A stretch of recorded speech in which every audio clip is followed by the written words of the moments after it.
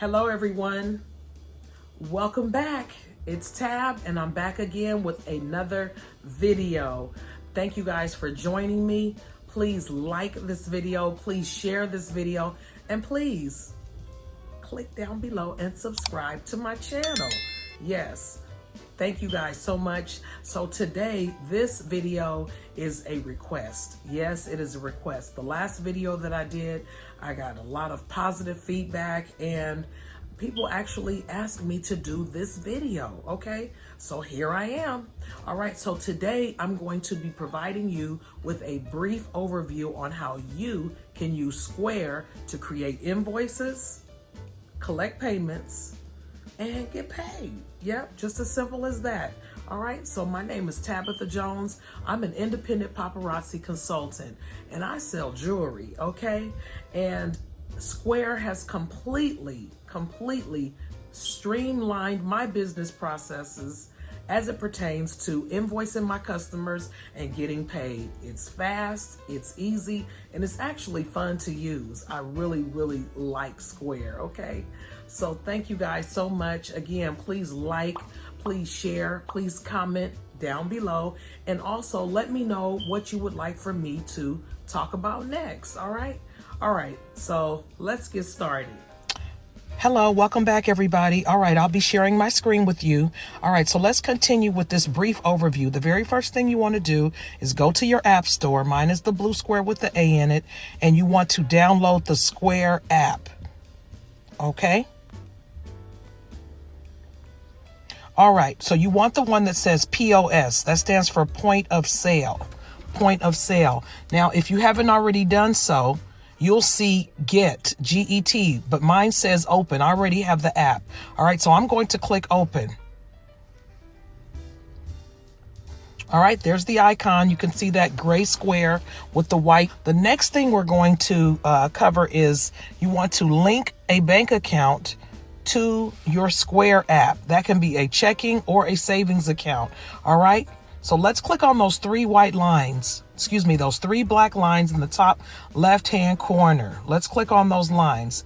By the way, what you're seeing now on my screen are variables. These are all the variables that I have created for my customers, all the things that I invoice my customers for, along with the dollar amount to the right. That's what you're seeing. You don't have any yet because you will have to key those in. So let's click on those three black lines. Let's click on settings, the second from the bottom. Settings. Next, we're going to select account, which is just above customers, right below security. Next, let's click on bank account. It's the second one from the bottom.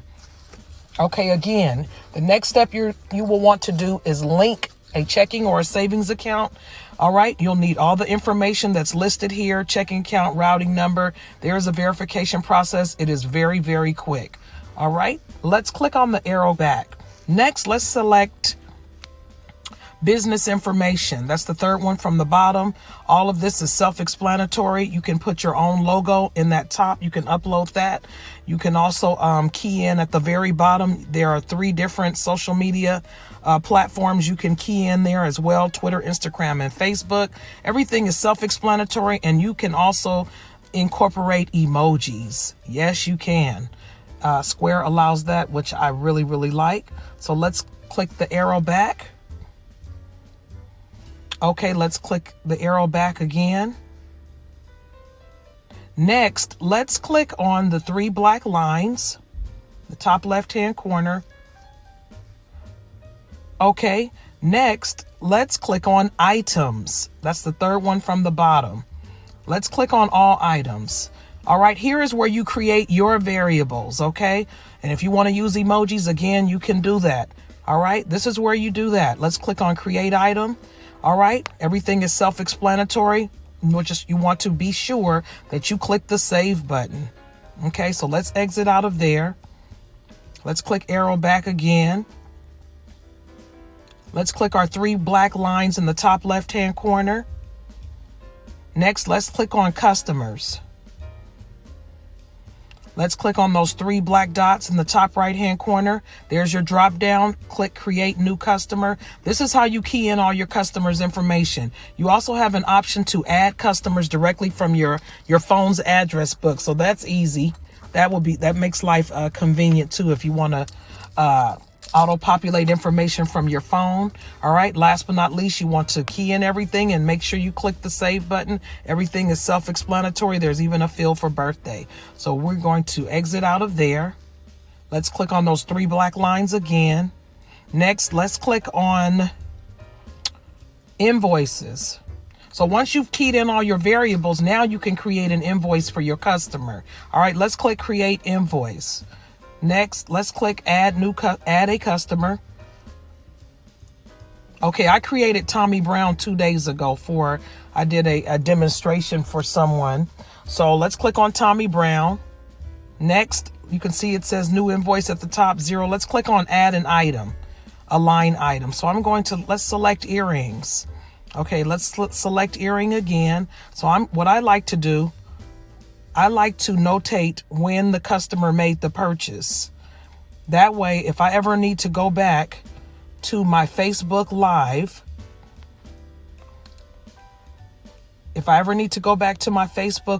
I have a reference here saying, oh, okay, I just need to go back to the June 2nd Live. If there's ever any